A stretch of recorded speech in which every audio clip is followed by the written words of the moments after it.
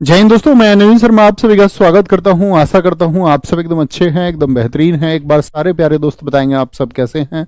उम्मीद करेंगे बहुत अच्छे होंगे, बहुत शानदार होंगे। और आपको जो छोटी दीपावली है उसकी बहुत सारी शुभकामनाएं, और अच्छे से त्योहार को मनाएं और आगे बढ़ते रहें। चूंकि दिवाली तो कल है और कल क्लासेस होंगी नहीं, तो इसीलिए अभी बोल देते हैं उसको, है ना। फुरकान, विकास विकास, निशा सिंह, आशीष, रोहित, सलोनी, राहुल, सारे प्यारे साथियों का स्वागत है। और हम लोग पढ़ रहे थे आपका किसको, बुक्स एंड ऑथर को। बुक्स एंड ऑथर को याद करने की मैं आपको बता चुका था कि कैसे याद करना है, कि उसको पढ़ना है, फिर राइट साइड को छिपा करके बोलने का प्रयास करना, और एक दो बार वो प्रयास करेंगे। तो उसी क्रम में हम आगे बढ़ रहे थे। कल की बुक्स आपने रिवाइज की एक बार, क्लास के शुरुआत में रिवाइज कर लिया करो, जो आपको शुरुआत में 5-4 मिनट मिलते हैं, है ना। ये तो हम कल बात कर चुके थे आपसे, दिल्ली सल्तनत की किताबें। और आज हम पढ़ने वाले थे मुगल कालीन पुस्तकें, यानी कि जो पुस्तकें आपका मुगल पीरियड के टाइम पे लिखी गई। मुगल कब से आए भारत में, तो बाबर भारत में आया भैया 1526 में। पानीपत के प्रथम युद्ध में उसने किसको हराया, पानीपत फर्स्ट वॉर में इब्राहिम लोदी को उसने हराया, इब्राहिम लोदी को, है ना। तो उस टाइम की बुक्स को हम लेकर के और 1857 तक जो भी चर्चित है उसी ऑर्डर में आगे बढ़ते रहेंगे। तुजुक ए बाबरी, जिसको हम बाबरनामा के नाम से जानते, किसने लिखी है, बाबर ने लिखी है। तुजुक ए बाबरी किस लैंग्वेज में लिखी थी, ये बड़ा पूछा जाता है।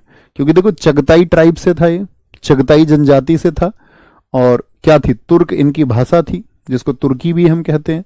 तो चगताई तुर्क भाषा में लिखी गई है। किस लैंग्वेज में लिखी गई है बोलेंगे भैया, चगताई तुर्क में लिखी गई है। चगताई तुर्क लैंग्वेज में इसको लिखा गया है। चगताई तुर्क लैंग्वेज में इसको लिखा गया है ना, किसने, बाबर ने। बाबर ने साथ ही मवैयान बुक भी लिखी है, और साथ में बाबर की एक बुक और है जिसका नाम है दीवार। कौन सी, दीवार बुक किसने लिखी है, तो दीवार बुक भी आपका बाबर की है। बाबर के बारे में तो जानते होगे ना, ठीक है, कि बाबर भारत में आया, भारत की सीमाओं से बाहर उसने 4 आक्रमण किए, 4 भारत की सीमाओं के अंदर किए। तो कुल मिला के 8 आक्रमण बाबर के हैं, और मुगल वंश का संस्थापक है वो, जी भैया। हुमायूं नामा, हुमायूं नामा ये कौन है, गुलबदन बेगम इसकी राइटर हैं, बहुत इंपॉर्टेंट है, बहुत पूछी जाती है, ठीक है। तो हुमायूं नामा जो लिखी गई है आपका, इसकी लैंग्वेज बहुत पूछी जाती है। ये आपका पर्शियन लैंग्वेज में, यानी कि फारसी भाषा में लिखी गई थी। किस में लिखी गई थी, फारसी भाषा में लिखी गई थी। और इसके लिए दरअसल में अकबर ने जिद की थी, किससे, गुलबदन बेगम से, जो अकबर की बुआ लगती है, ठीक है। अकबर की, क्या बोलेंगे आप, अकबर के कहने पर। किसने आग्रह किया था इसके लिए, अकबर के कहने पर लिखा गया था। तो कभी भी पूछे कि हुमायूं नामा किसके कहने पर लिखा गया, अकबर के कहने पर। तो अकबर की जो बुआ, यानी कि जो हुमायूं की चचेरी बहन थी, इनका क्या रिलेशन है, ये हुमायूं की कौन थी, गुलबदन बेगम, भैया चचेरी बहन थी। कौन थी बोलो एक बार फटाफट से, चचेरी बहन थी। अकबरनामा अबुल फजल, आप अकबर के 9 रत्न पढ़ेंगे इतिहास में। अकबर के टाइम पर 9 स्कॉलर्स थे, जिनमें से बीरबल था आपका, पढ़ते हैं ना आप, टोडरमल उसका राजस्व मंत्री था, रेवेन्यू मिनिस्टर या फाइनेंस मिनिस्टर जिसको हम बोलते हैं, जिसने दहसाला पद्धति दी थी। तो ऐसे ही कौन था आपका, अबुल फजल था, और इसका भाई था एक फैजी। तो अबुल फजल ने लिखा है अकबरनामा और आईने अकबरी को, ठीक है। दरअसल में ये एक ही बुक है। आपसे कभी भी पूछे अकबरनामा के कितने पार्ट हैं, तो आप कहोगे अकबरनामा के भैया 3 पार्ट हैं। कितने पार्ट हैं, अकबरनामा के 3 पार्ट हैं, और जो थर्ड पार्ट है वो आईने अकबरी है, थर्ड पार्ट। ये आप मुगल वंश में पढ़ोगे कि इसके पहले पार्ट में जो है वो अकबर के जो पूर्वज हैं, जो एंसेक्टर्स हैं उसके पूर्वजों के बारे में, यानी उससे पहले के जो उसके दादा परदादा, इनके बारे में बताया गया है फर्स्ट पार्ट में। सेकंड में अकबर का जो रूल पीरियड था, अकबर का जो शासनकाल था, उसके बारे में बताया गया। और थर्ड में अकबर की नीतियों के, यानी कि अकबर की पॉलिसीज के बारे में। तो मैं आपसे पूछूं, अकबर के जो पूर्वज है वो कौन से पार्ट में बताए हैं, सब लोग बताएं। तो अकबर के पूर्वजों के बारे में अकबरनामा के पहले पार्ट में पूछा गया है आपका। ये सीपीओ में क्वेश्चन बना था, बड़ा अच्छा क्वेश्चन था। फुतुहात ए आलमगीरी, ईश्वर दास नागर। अब मुझे बताओ, आलमगीर के नाम से किसको जाना जाता है भैया, औरंगजेब को जाना जाता है। किसको, औरंगजेब को जाना जाता है। उसके लिए लिखिए ईश्वर दास नागर ने, ईश्वर दास नागर ने। जहांगीर के बारे में जहांगीर नामा, जो खुद अकबर, क्या बोलेंगे आपका, जहांगीर की आत्मकथा है, इसको हम बोलते तुजुक ए जहांगीरी, तुजुक ए जहांगीरी। मतलब जहांगीर ने इसको खुद लिखा था, तुजुक ए जहांगीरी। यानी कि क्या है, ऑटोबायोग्राफी है इसकी, आत्मकथा है। किसकी? जहांगीर की आत्मकथा है, जहांगीर की ये आत्मकथा है। ऐसे ही देखो यहां पे एक क्वेश्चन बनता है आपका जो पीछे अभी था, जैसे बाबरनामा था, ये भी क्या थी? ये बाबर की आत्मकथा है, ये बाबर की ऑटोबायोग्राफी है। आत्मकथा समझ रहे हो ना, जब व्यक्ति खुद अपनी कहानी लिखता है कि उसने कैसे चीजों को देखा है, उसके टाइम पे क्या चीजें हुई। जैसे मैंने भी बच्चों से प्रॉमिस किया था कि मैं अपनी ऑटोबायोग्राफी लिख रहा हूं, लेकिन वो पता नहीं कब तक पूरी होगी। तो क्या बोलेंगे आपका? तुजुक ए जहांगीरी आत्मकथा, जहांगीर नामा जिसको हम बोलते हैं, किसने लिखी है? जहांगीर ने लिखी है। ठीक है, जहांगीर ने लिखा है उसको। और इसने भी किस लैंग्वेज में लिखा? पर्शियन में। क्योंकि देखो मुगलों की जो भाषा थी वो फारसी भाषा थी। मुगल दरबार में कौन सी भाषा रही? मुगल कोर्ट की जो लैंग्वेज थी वो थी पर्शियन, फारसी थी। ओके, आगे आएंगे भैया। ये सारे इंपोर्टेंट है ना? हाँ जी, हाँ जी, हाँ जी, बहुत महत्वपूर्ण है। सारी किताबें पूछी जाती हैं, कहीं इतिहास वाले सेक्शन में पूछी जाएंगी, लेकिन हम स्टैटिक जीके में इसलिए पढ़ते हैं इनको क्योंकि ये इंपोर्टेंट फैक्ट है ना, तो इसलिए सारे इंपोर्टेंट है। चार चमन बुक जो है वो चंद्रभान की है। चार चमन बताती है शाहजहां के टाइम को। किसके बारे में? शाहजहां के बारे में। ये सब आप इतिहास में भी पढ़ोगे, ठीक है, अगर वो विस्तार से पढ़ाया जाएगा तो ये जरूर आप वहां पे पढ़ोगे इसको। चार चमन किसके बारे में है? शाहजहां के शासनकाल के बारे में। चंद्रभान ब्राह्मण ने लिखा था उसको। मजम उल बहरीन और सीर अकबर, ये तो मैं कल के प्रैक्टिस सेट में भी बता रहा था आपको। कर रहे हैं आप लोग विजेता सीरीज को या नहीं? विजेता सीरीज किया करो, है ना, वहां ये सारी चीजें आप लोग अब तक क्लियर कर चुके होते। मजम उल बहरीन और सीर अकबर, ये दारा शिकोह था। दारा शिकोह किसका बेटा था बताएंगे? देखो शाहजहां जिसने ताजमहल बनवाया, शाहजहां के जो चार बेटे थे उनमें सबसे बड़ा कौन था? दारा शिकोह। शाहजहां क्या चाहता था कि भाई उसका बड़ा बेटा दारा शिकोह जो है वो गद्दी पे बैठे। औरंगजेब को तो उसने दक्षिण में आपका एक सूबेदार बना दिया था, साउथ भेज दिया था उसको, तो उसने दिल्ली से दूर भेज दिया था क्योंकि वो उसको कभी नहीं चाहता था कि वो राजा बने। लेकिन क्या हुआ था, औरंगजेब ने, आप लोग पढ़ोगे इतिहास में, धर्मट का वॉर हुआ आपका 1658, सामूगढ़ वॉर हुआ 1658, देवराई वॉर जो अजमेर में लड़ा गया 1659, उसमें क्या किया औरंगजेब ने? दारा शिकोह को हरा दिया। लेकिन दारा शिकोह को पढ़ने में बहुत रुचि थी, तो उसने ये पुस्तकें लिखी हैं। जो हमारे 108 उपनिषद हैं उनमें से 52 जो उपनिषद हैं उसका ट्रांसलेशन उसने किया है।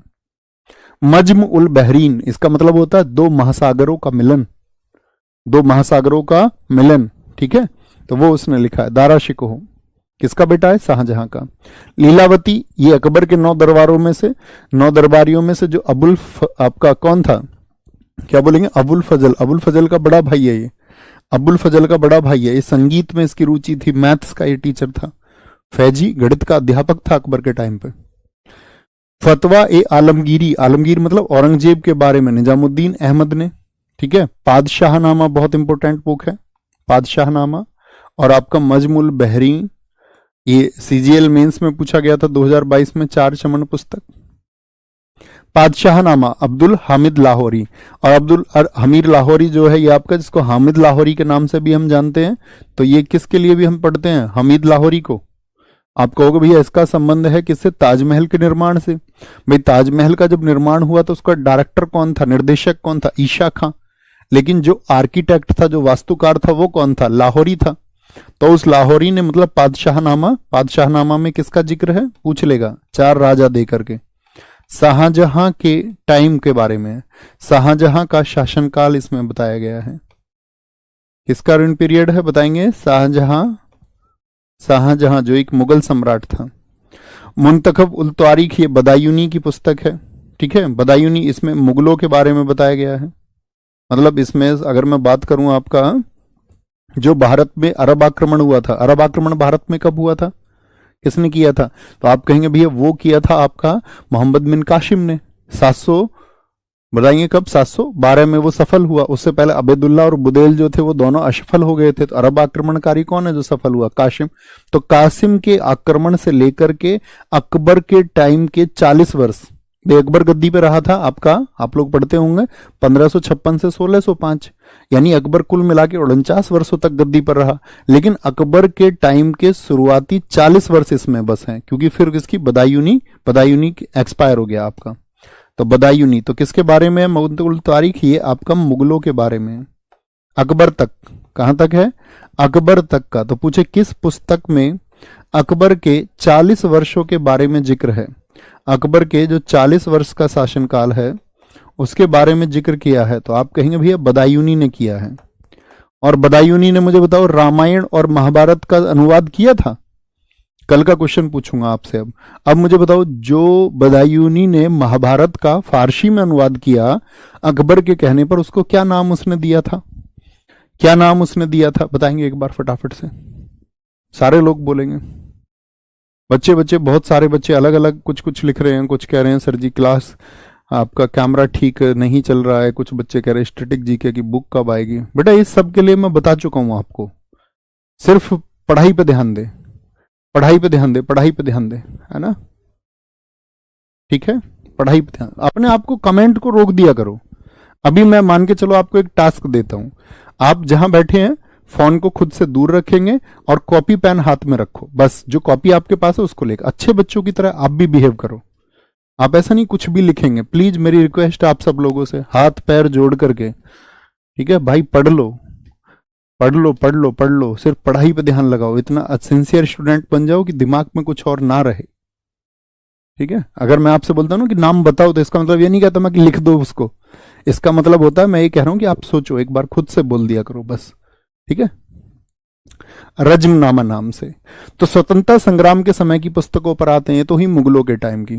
स्वतंत्रता संग्राम समझ रहे हैं? भारत की आजादी के लिए जो साथी स्ट्रगल हुआ उसको बोलते हैं स्वतंत्रता संग्राम। तो उस दौरान जो पुस्तकें लिखी गई, और उसी टाइम पे भारत में पुनर्जागरण के लिए, पुनर्जागरण का मतलब रेनेसा, रेनेसा समझते हैं? पुनर्जागरण का मतलब भारत को हम क्या बोलते हैं हमेशा से? विश्व गुरु कहते थे। तो कहते कि भारत में बहुत सारे साथी जो वैदिक ज्ञान से लेकर के आपका पृथ्वी की उत्पत्ति से लेकर के, चाहे आप फिर डाल्टन थ्योरी जिसको आप बोलते हैं, महर्षि कणाद के सिद्धांतों को हम पढ़ें तो आप कहोगे विज्ञान सबसे ज्यादा भैया हमारे यहाँ डेवलप था, ज्ञान सबसे ज्यादा हमारे यहाँ पे था। तो विश्व गुरु बोलते थे भारत को। लेकिन बीच में क्या हुआ कि हम सब लोगों ने क्या अपना लिया? बाहर की पद्धतियों को अपना लिया, और यूरोपियंस ने जो हमारे दिमाग पर थोपा हमने उसको अपना लिया। तो हम लोगों की कहने की बात है कि हम सबसे आगे थे तो हम पीछे पिछड़ने लगे। तो बहुत सारे हमारे लोग आए, बौद्धिक लोग, इंटेलेक्चुअल पर्संस, उन्होंने कहा भाई जागो यार, तुम सोए हुए क्यों हो? तो उसको बोलते पुनर्जागरण। पुनर्जागरण रेनेसा, पुनः जागरण, फिर से जागरण, फिर से जागो। तो उसके लिए उन्होंने बोला कि हमारे समाज में जितनी भी कुरीतियां हैं, जितने भी भेदभाव हैं, वो हमको छोड़ने होंगे। स्त्री और पुरुष के बीच में जो भेदभाव होता है वो हमको छोड़ना होगा। जातियों के नाम से जो भेदभाव होता है वो हमको छोड़ना होगा। ठीक है, पहले बहुपत्नी प्रथा होती थी तो किसने? राजा राम मोहन राय जी ने लड़ाई लड़ी। उन्होंने बोला कि बंगाल में एक ही व्यक्ति 50-50 शादियां कर लेता था उस टाइम पे दहेज के चक्कर में, और फिर पत्नियों को छोड़ देते थे। पत्नियां विधवा हो जाती थी और विधवा की शादी फिर से हो नहीं सकती थी। तो बहुपत्नी प्रथा के खिलाफ कौन बोलेंगे कि भाई पत्नियां ज्यादा नहीं होंगी, इसके लिए राजा राम मोहन ने लड़ाई लड़ी। अब जो विधवा हो गई थी, ठीक है, जैसे मान के चलो किसी का पति मर गया तो वो कौन है? विधवा। या जो छोड़ दी गई आपका, जिनको बोलते परित्यक्ता नारी, उनके लिए लड़ाई लड़ी ईश्वर चंद्र, जो हमारे, जिनको हम महासागर के नाम से भी उपाधि दी गई, उनको ईश्वर चंद्र विद्यासागर बोलते हैं। तो ईश्वर चंद्र विद्यासागर ने विधवाओं की स्थिति के लिए कि विडो वुमेन जो है इनको भी समाज में स्टेटस मिलना चाहिए, सम्मान मिलना चाहिए। तो कहने का मतलब हम बहुत सारी कुरीतियों में शामिल हो गए। सती प्रथा हमारे यहाँ हमेशा से नहीं थी। आप देखोगे वैदिक ज्ञान में, उपनिषदों में कहीं सती प्रथा का जिक्र नहीं मिलता। वेदों में कहीं भी जात पात जैसे या छुआछूत जैसी चीजों का कहीं जिक्र नहीं मिलता। आप जब इतिहास में पढ़ते होंगे तो क्या पढ़ते होंगे? जो ऋग्वेद है उसका जो 10वां सूक्त है वो क्या कहता है? वो बताता है आपका चातुर्वर्ण व्यवस्था, 4 वर्ण बताए गए हैं, लेकिन जन्म के आधार पर नहीं, कर्म के आधार पर। किसके आधार पर था पहले? कर्म के आधार पर, कि ब्राह्मण कोई भी हो सकता है जो शिक्षा लेने देने का काम करे, चाहे किसी भी जाति का हो। ऐसा नहीं है ब्राह्मण का बच्चा ही ब्राह्मण होगा। ब्राह्मण हर वो व्यक्ति है जो ब्रह्म को जानता है, जिसको ज्ञान है। अब भ्रम क्या है भैया?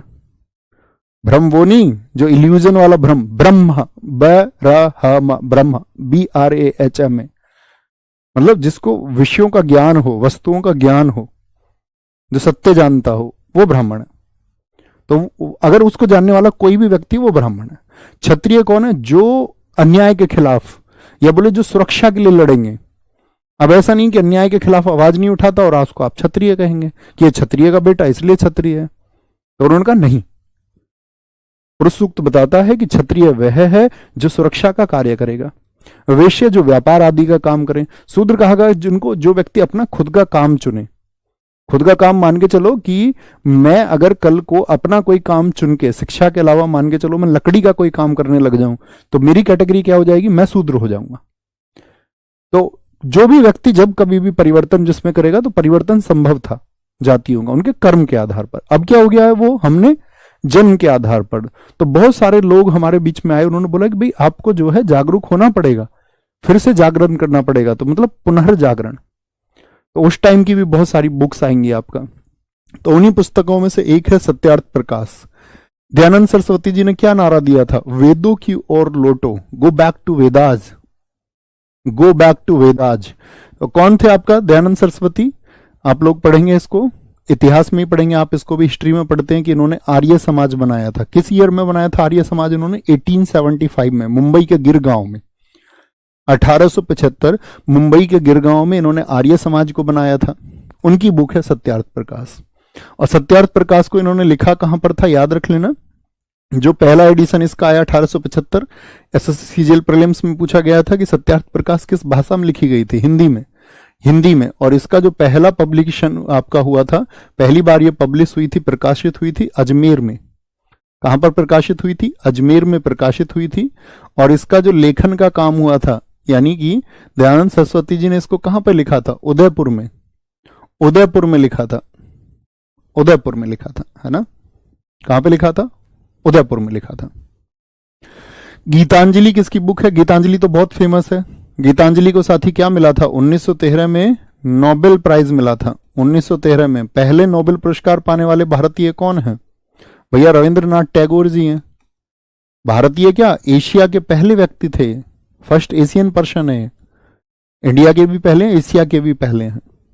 गोरा रविंद्रनाथ टैगोर जी की, इनकी कुछ बुक्स हैं, post master, the post office, stray birds, vocation, Kabuliwala और चौखेर वाली। काबुली वाला बहुत पूछी जाती है और पोस्ट मास्टर बहुत पूछी जाती है इनकी। अब बच्चों ये मत करने लगना कि जो मैं महत्वपूर्ण बता रहा हूं कभी उनको पढ़ लो सिर्फ, ये गलत बात है, ठीक है। आगे आएंगे। सिपाही म्यूटिनी, सिपाही म्यूटिनी ये आरसी मजूमदार ने लिखा। देखो 1857 में एक विद्रोह हुआ था जिसको सिपाही म्यूटिनी के नाम से बुक में लिखते हैं, कौन, आपका आरसी मजूमदार। दरअसल में गवर्नमेंट भी चाहती थी कि जो क्रांति हुई है इसके बारे में लिखा जाए, ठीक है।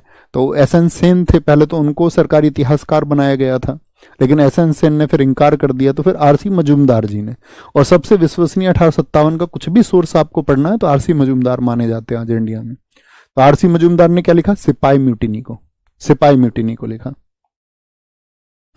ए नेशन इज मेकिंग, ये सुरेंद्रनाथ बनर्जी थे, स्वतंत्रता संग्राम के नेता आपका, अगर मैं बात करूं उस टाइम पे एक्टिविस्ट थे। VD Savarkar, the Indian war of independence, important book है।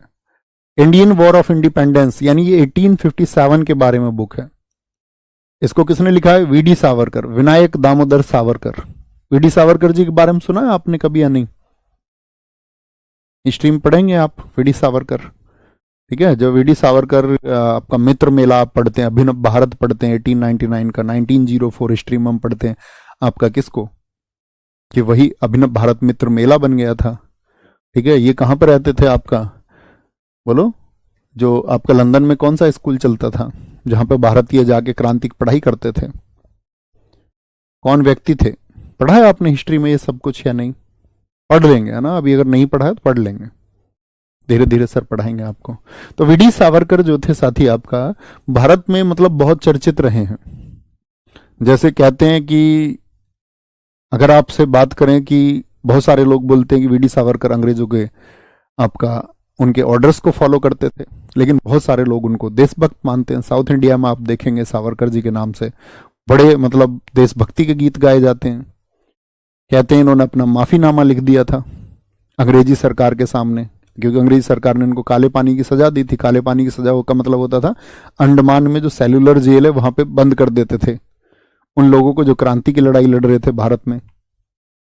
तो वीडी सावरकर जी के बारे में सर्च करना, क्योंकि मैं कोई स्टेटमेंट दे दूं उसका कोई अर्थ नहीं होता है कि मैं कुछ भी बताऊं किसी को सही या गलत। मैं अगर आप ये पूछो कि भैया आपका नजरिया क्या है, मेरी नजर में आप वीडी सावरकर जी को पढ़ेंगे तो आप ये पाएंगे कि वीडी सावरकर भी एक बड़े जबरदस्त आदमी थे, ठीक है। नील दर्पण बुक किसकी है? दीनबंधु मित्र की। बहुत पूछी गई, एसएससी का कभी कोई ऐसा एग्जाम नहीं हुआ। अभी एमटीएस में रिसेंट में पूछी गई, सीएचएसएल में पूछी गई रिसेंट में। ठीक है। यंग इंडिया, एम के गांधी, मोहनदास करमचंद गांधी। ठीक है। अब इनकी पुस्तकें तो बहुत चर्चित हैं ही। यंग इंडिया क्या थी इनकी? मैगजीन थी। यंग इंडिया क्या थी इनकी? मैगजीन थी। की टू हेल्थ, स्वास्थ्य की कुंजी, हिंदी में बोले तो क्या बोलेंगे? अब बुक्स के नाम ऐसे हिंदी में बहुत कम पूछे जाते हैं कि स्वास्थ्य की कुंजी को किसने लिखा है। स्वास्थ्य की कुंजी, कुंजी बोले तो की, चाबी। माई एक्सपेरिमेंट्स विद ट्रूथ, ये गुजराती भाषा में इन्होंने लिखी थी। और इनके जो सचिव थे, सेक्रेटरी थे इनके, गांधी जी के सचिव का क्या नाम था बताएं भैया? महादेव देसाई था उनके सचिव का नाम। महादेव देसाई ने इस बुक का इंग्लिश में ट्रांसलेशन किया था, तो बहुत पूछा जाता है। माई एक्सपेरिमेंट विद ट्रूथ का जो इंग्लिश ट्रांसलेशन है वो किसने किया है? जो इंग्लिश ट्रांसलेशन है, इंग्लिश ट्रांसलेशन है किसने किया है? वो आपका इनके सचिव थे Mahadev Desai. My life my message, pathway to God और हिंद स्वराज। देखो हिंद स्वराज को भी अब एसएससी हिंद स्वराज नाम से नहीं देता, वो पूछता है आपका रेलवेज में भी कभी आप देखोगे किस नाम से पूछा जाएगा? Indian home rule. इंडियन का मतलब भारत, हिंद, और होम रूल मतलब स्वयं का शासन, स्वयं का राज, होम रूल घर का राज, तो भारतीय गृह राज, इसको बोलते हैं हिंद स्वराज। तब हिंद स्वराज देता ही नहीं, इंडियन होम रूल बुक पूछ लेता है, तो आपको पैतना है ना। बहुत बढ़िया, बहुत शानदार Abhishek ji, very good sir. मुझे किताबों के बारे में इस तरह से ही जानना था। बहुत अच्छी बात, अगर आप जानना चाहते हैं तो अच्छी बात है, ये तो अच्छी बात है। कुछ तो बच्चे ऐसे रहते हैं कि उनको ये रहता बुक्स की भैया कोई ट्रिक बना दो। अब बुक्स मान के चलो हमको 500 पढ़नी है, तो 500 ट्रिक बनाओगे, दिमाग किसका पागल होगा? मेरा भी होगा, आपका भी होगा। आपके जैसे बच्चे अगर सारे हो जाएं तो फिर कमाल बात ना हो जाए, है ना। कुछ तो ये रहते भैया ट्रिक बना दो सारी किताबों की, भैया मेरे बस की नहीं है। मैं हौच पौच में गड़बड़ झाले में तुमको नहीं फंसा सकता। ये तो कॉमन सी बातें हैं, ठीक है, ये हम कहीं ना कहीं पढ़ते ही हैं। Poverty and un-British rule of India, दादा भाई नौरोजी की है। ये हम इकोनॉमिक्स में पढ़ते हैं। दादा भाई नौरोजी जिन्होंने पहली बार राष्ट्रीय आय का आकलन किया था, 20 रुपए बताई थी, उन्होंने एक थ्योरी दी थी। इसी किताब में एक थ्योरी आती है, ड्रेन थ्योरी। ड्रेन थ्योरी में दादा भाई नौरोजी ने क्या समझाया था? उन्होंने समझाया था कि ये अंग्रेज हमारे यहां से कैसे पैसे की लूट कर रहे हैं। तो ड्रेन थ्योरी का मतलब था धन निष्कासन का सिद्धांत। अंग्रेज हमारे यहां से पैसा कैसे निष्कासित कर रहे हैं, कैसे ले जा रहे हैं अपने देश में यहां का पैसा। धन निष्कासन का सिद्धांत बोलते हैं उसको, ड्रेन थ्योरी। तो ड्रेन थ्योरी किसने दी थी और किस पुस्तक में दी थी? वो दादा भाई नौरोजी ने दी थी। दादा भाई नौरोजी ने दी थी, ठीक है। न्यू इंडिया और कॉमनवेल्थ बुक किसकी है? ये एनी बेसेंट की है। एनी बेसेंट यूं तो आयरलैंड की थी, लेकिन भारत की क्रांति से जुड़ गई थी। बताओ कौन सा संगठन था? एक संगठन आप पढ़ोगे इतिहास में, 1875 में थियोसोफिकल सोसाइटी, वो बनाई तो थी मैडम ब्लाटावस्की और जो हेनरी एलकार्ट थे यूएसए के। लेकिन बाद में 1907 में जब उनकी मौत हो गई आपका हेनरी एलकार्ट की, तो अध्यक्षा कौन बन गई थी थियोसोफिकल सोसाइटी की? Annie Besant. India I, India में उन्होंने बड़ा जबरदस्त काम किया था। एक सेंट्रल हिंदू कॉलेज 1898 में बनाया। वही सेंट्रल हिंदू कॉलेज 1915 या 1916 में क्या हो गया था? बनारस हिंदू यूनिवर्सिटी, जिसको पंडित मदन मोहन मालवीय जी ने चंदा लेके इकट्ठा किया था, फंड से इकट्ठा करके बनाया था। तो बीएचयू की नींव किसने रखी थी? CHC, central Hindu college. Central Hindu college किसने बनवाया था? आपका एनी बेसेंट ने। और भारत में इन्होंने लड़ाई लड़ी थी किसके लिए? 1916 का होम रूल। बहुत पूछा जाता है होम रूल आंदोलन, वो दरअसल में तिलक जी ने भी चलाया था होम रूल मूवमेंट, और आपका किसने चलाया था? आपका एनी बेसेंट ने भी चलाया था, ठीक है। तो उनकी उस टाइम की मैगजीन्स हैं अपनी बातें, जब होम रूल इंडिया में चला रही थी तो कौन सी मैगजीन्स में लिखती थी? न्यू इंडिया और कॉमनवेल्थ में, ठीक है। बहुत बढ़िया, बहुत अच्छा लिखा राजेश जी ने। लिखा इन्होंने कि भारतीय राष्ट्रीय कांग्रेस की ये पहली अध्यक्ष भी बनी थी। जी भैया, 1917 में बनी थी ये। और प्रथम भारतीय महिला कौन थी? वो सरोजनी नायडू थी, वो कानपुर अधिवेशन में बनी थी 1925 में। तीसरी महिला नलिनी सेन गुप्त थी, वो बनी थी 1933 में। History of Hindu chemistry PC Roy. Soviet Asia, ये इसके ऊपर बुक लिखी नेहरू जी ने। Whither India Rabindranath Tagore. Whither India किसकी है? रविंद्रनाथ टैगोर जी की है। Letters from Russia, Rabindranath Tagore. India wins freedom, बहुत इंपॉर्टेंट बुक है, ठीक है। इंडिया विंस फ्रीडम आपका Abul Kalam Azad. India unrest, Valentine's Chirol. Valentine's Chirol जानते हो? ये एक अंग्रेज है और इसका एक कथन आता है इतिहास में, अगर आप पढ़ते होंगे, भारतीय अशांति का जनक किसको कहा गया है? उस रोल ने ही तो कहा था। किसको कहा था जरा बताएं? भारतीय अशांति के जनक किसको कहा गया था? इसने तिलक जी को कह दिया था सिरोल ने। और किस बुक में कहा था? इसी बुक में कहा था, इंडियन अनरेस्ट में। कर्जन वेस्ट से आया था, पश्चिम से आया था। भाई यूरोप कहां पे पड़ता है वैश्विक रूप से? तो आप कहेंगे यूरोप भैया वेस्ट में पड़ता है। और इंडिया कहां था यूरोप की तुलना में? तो वो ईस्ट में था।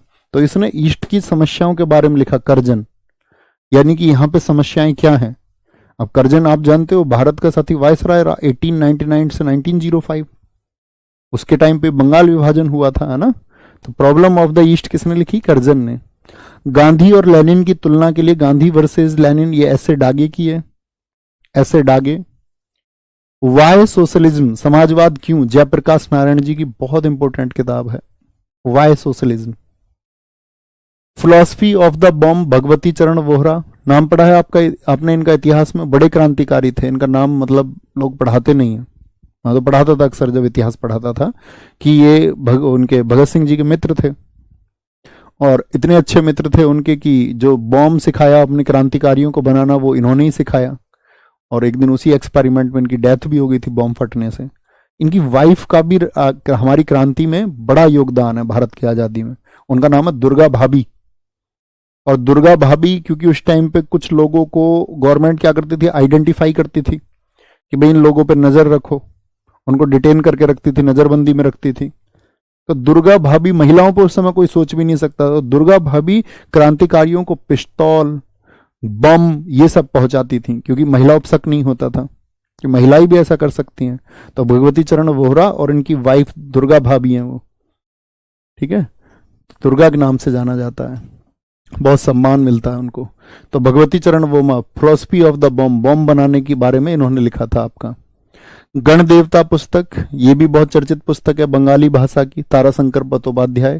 पूरी दुनिया में बहुत चर्चित किताब है, बहुत ज्यादा इसके अगर मैं बात करूं ट्रांसलेशंस हुए हैं, ठीक है। और इसमें मतलब व्यक्तियों के बारे में लिखा गया है, मैंने पढ़ा है इस किताब को, गण देवता को, बड़ी शानदार किताब है।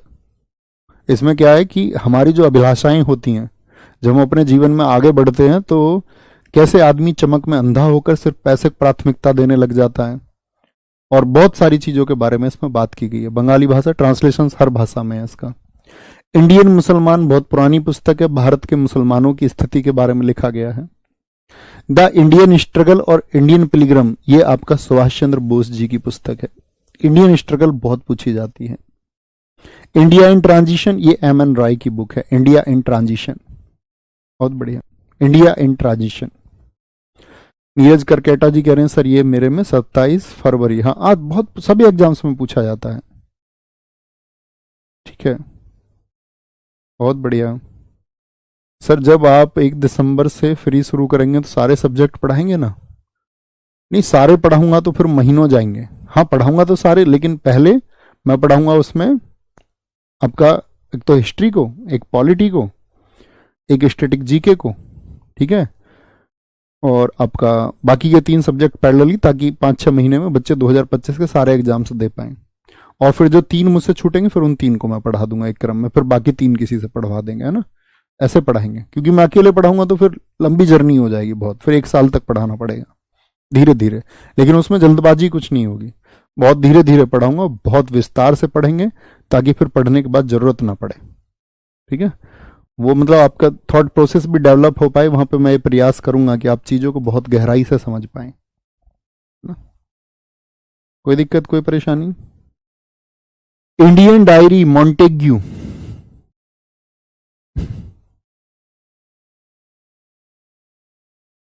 बोलेंगे अभी फटाफट से। आपको भी हैप्पी दीपावली धर्मवीर भाई,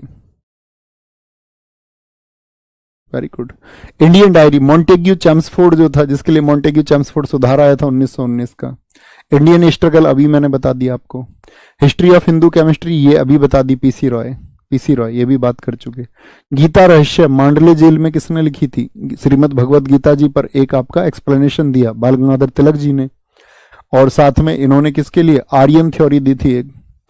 आप हिस्ट्री में एक चीज पढ़ते होगे, आर्य सभ्यता पढ़ते हैं, आर्य कहाँ से आए थे, तो उसके बारे में मैक्स मूलर ने भी स्टेटमेंट दिया है, बहुत सारे लोगों ने अलग अलग स्टेटमेंट दिए, तो उसके ऊपर ये बुक है आर्कटिक होम इन वेदाज, बहुत पूछी जाती है। Rise of the Maratha power Mahadev Govind Ranade, M G Ranade. Mahatma Gandhi ji के गुरु कौन है बताना जरा? गोपाल कृष्ण गोखले, और गोपाल कृष्ण गोखले के भी गुरु कौन है? एम जी रानाडे हैं। तो राइज ऑफ मराठा पावर इन्होंने लिखा। डिस्कवरी ऑफ इंडिया, ये बहुत कॉमन किताब है, आप अक्सर नाम सुनते होंगे इनके। डिस्कवरी ऑफ इंडिया ये किसकी है? नेहरू जी की है, बहुत इंपॉर्टेंट है। भारत की खोज, पढ़ना कभी इसको जब आपको टाइम लगे, है ना। और पढ़ने की आदत, हैबिट जो होती है ना, वो सबसे शानदार हैबिट होती है। जब आपको पढ़ना सीख जाएंगे तो दुनिया में सारी चीजें तुम्हें बेगानी लगेंगी, फिर तुम मतलब पढ़ोगे, जब जब टाइम मिलेगा तब तब पढ़ोगे, लेकिन वो रुचि लेके आओ अपने अंदर। ऐसे ही यहां पे कंफ्यूज होते हैं हम, रीडिस्कवरी ऑफ इंडिया, तो रीडिस्कवरी ऑफ इंडिया ये मेघनाथ देसाई ने लिखी है। द लाइफ डिवाइन और आपका सावित्री अरविंद घोष ने लिखी है, बहुत अमीर घराने के व्यक्ति थे लेकिन अंततः क्या बन गए थे? सन्यासी बन गए थे। लेटर्स ऑन योगा लिखा इन्होंने। एसेज ऑन गीता इनकी बहुत इंपॉर्टेंट है, एक तो एसेज ऑन गीता, ठीक है, और लाइफ डिवाइन, इनको तो बिल्कुल मत भूलना, बाकी इनकी 4-5 बेशक भूल जाओ। लाइफ डिवाइन और essays on Gita. The mother's future poetry किसकी है? अरविंद घोष की। बुद्धा, कार्ल और मार्क्स के ऊपर बाबा साहेब अंबेडकर ने। अब देखो एक क्रम से लिख रहे हैं हम किताबों को, ठीक है, ऐसा नहीं है कि बाबा साहब ने सिर्फ एक ही किताब लिखी है, बाबा साहब की और भी किताबें हैं। वेटिंग फॉर ए वीजा, ठीक है, अभी आगे आएंगी ये सब किताबें, टोटल किताबें हम, बस हम क्रोनोलॉजिकल ऑर्डर से चल रहे हैं, है ना। देखो तुम्हारे अंदर सबसे अधिक कमी मैं बताऊं क्या है? बोलो भैया बताओ, बताओ सारे, बोलो भैया बता दो हमारी कमी हमको। आपकी कमी ये है कि जैसे किसी बच्चे ने हैप्पी दिवाली लिखा और मैंने उसका रिप्लाई कर दिया, तो तुमको लग रहा है कि अब हमको भी रिप्लाई मिलना चाहिए, तो सब हैप्पी दिवाली लिखने लग गए हो। इसी को बोलते हैं भेड़ चाल, ठीक है, भेड़ चाल में नहीं चलना है बच्चों। बुद्धा, कार्ल और मार्क्स, शांत होके पढ़िए। Baba Saheb Bhimrao Ambedkar, one life is not enough, Bharat की राजनीति के बारे में बहुत अच्छी पुस्तक है नटवर सिंह जी की, one life is not enough. Unhappy India, इसके लिए हिंदी नाम भी आता है आपका दुखद भारत, ये किसने लिखा? दुखद भारत किसने लिखा था आपका, बताएंगे? दुखद भारत, दुखद भारत पुस्तक किसकी है? लाला लाजपत राय जी की है। बंदी जीवन सचिंद्र शानियान ने लिखा है। भारतीय गृह शासन इंडियन होम रूल, ये मैं आपको बता चुका, किस नाम से पूछी जाती है? हिंद स्वराज के जो नाम है हिंदी, उसी को बोलते हैं Indian home rule. India divided, एक तो India wins freedom Maulana Abul Kalam आजाद की, और इंडिया डिवाइडेड किसकी है? राजेंद्र प्रसाद जी की है, राजेंद्र प्रसाद जी की है, ठीक है ना। हाँ ठीक है, कह रहे भैया अब नहीं लिखेंगे।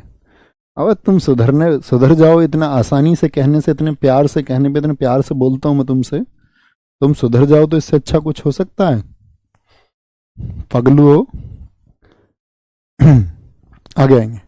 Glimpses of the world history, most important book है, नेहरू जी की, बहुत ज्यादा पूछी जाती है, विश्व इतिहास के बारे में लिखा, वर्ल्ड हिस्ट्री के बारे में, ठीक है।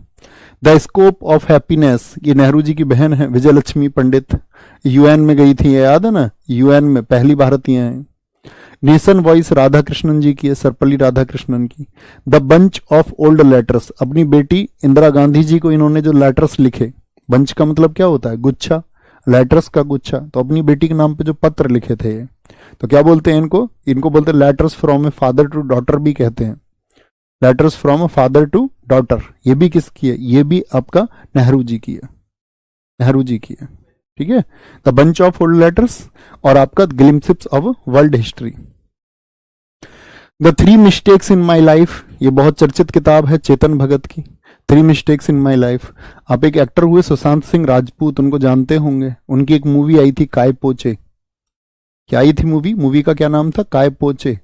तो काय पोचे जो मूवी की स्टोरी थी वो किस नोबेल से इंस्पायर थी? तो चेतन भगत के नोबेल से। 400 डेज लिखा इन्होंने, बहुत सारी किताबें लिखी हैं। 5.1, आपने एक मूवी देखी होगी 3 इडियट्स, तो 3 इडियट्स में जो कहानी है वो दरअसल में एक नोबेल की कहानी है जिसका नाम है 5.1। थ्री इडियट्स मूवी पूछा, एसएससी ने तो पूछा इस पे क्वेश्चन कि बहुत बहुचर्चित, ये प्रश्न था, बहुचर्चित थ्री इडियट्स मूवी की जो कहानी है वो किस नॉवेल से इंस्पायर है? तो किसका कहानी है वो? आपका चेतन भगत का है, चेतन भगत का है। और भी किताबें आप बताएं कौन कौन सी जानते हैं इनकी। तो ठीक है, ये हाफ गर्लफ्रेंड, इस पे भी मूवी आई थी उसकी, श्रद्धा कपूर और अर्जुन कपूर की एक मूवी थी, शायद हाफ गर्लफ्रेंड ही नाम था उसका, है ना। तो ये किसकी किताबें हैं? चेतन भगत की चर्चित किताबें हैं, इंपोर्टेंट बुक्स हैं। अब जो हम नई वाली बुक्स पढ़ेंगे, जो रिसेंट में चर्चित बुक्स हैं, तो वहां पे चेतन भगत की और किताबों को भी हम पढ़ेंगे, ठीक है। ए ट्रेन टू पाकिस्तान, ये किसकी है? खुशवंत राजन की है। किसकी है? खुशवंत राजन। इसमें जो भारत पाकिस्तान का विभाजन हुआ ना, उसमें आप जानते हैं कितनी परेशानी हुई। जो लोग देश नहीं छोड़ना चाहते तो उनको पाकिस्तान बसना पड़ा, पाकिस्तान के बहुत सारे लोगों को हिंदुस्तान आना पड़ा। इस बीच में बहुत सारी हिंसा हुई, मारकाट हुई, तो उसकी स्टोरी लिखी है इन्होंने, ठीक है। क्या बोलेंगे? ए ट्रेन टू पाकिस्तान, खुशवंत राजन की बुक है। प्रसिद्ध उपन्यास द गाइड, यहां हम पढ़ेंगे नेक्स्ट क्लास से, यहां से हम नेक्स्ट क्लास से शुरू करेंगे। ओके बच्चा, इतने पढ़ते रहो, साथ में रिवीजन के लिए आया करो। यहाँ पे पीडीएफ आपको मिल चुकी है परसों वाली क्लास में, जो आपका कल से पहले जो क्लास थी उसके बाद में पीडीएफ मिल चुकी है, पहले ही डला दिया मैंने उसको, है ना। तो याद रख लेना ये सारी बुक्स हैं भैया। बुक्स के बारे में सिर्फ इनके ऑथर पढ़ना। हाँ, और ये कहानी थोड़ी ना पूछेगा तुम, और तुमको लगता है तुम कहानी बता भी पाओगे? मान के चलो पूछे पैक्स इंडिया में क्या लिखा हुआ है, ये तो मैं आपको बता रहा हूं आपकी नॉलेज बढ़ाने के लिए थोड़ा सा, है ना। तो ख्याल रखिए, अभी आपका छुट्टी रहेंगी क्लासेस की, आप जानते हैं कल फेस्टिवल है। 1 तारीख को मैंने बता दिया कि वहाँ जो सिस्टर है मेरी छोटी वाली, उसके लिए पहले तो आप सबके लिए थैंक यू कि आप सबके मतलब आशीर्वाद से मिला, ठीक है। तो उसके लिए एक लड़का जो है वो पक्का करने जा रहे हैं, तो 1 तारीख को तो वहाँ जाना पड़ेगा। और फिर सैटरडे संडे आपका तो मंडे क्लास होगी आपका, है ना। भैया यूपी पुलिस की आंसर की आ चुकी है, आ चुकी है श्योर, हाँ फाइनल आंसर की आ चुकी है यूपी पुलिस की, उसको आप चेक कर सकते हैं, ठीक है। बाय बाय, टेक केयर, जय हिंद, जय भारत, थैंक यू, नमस्ते।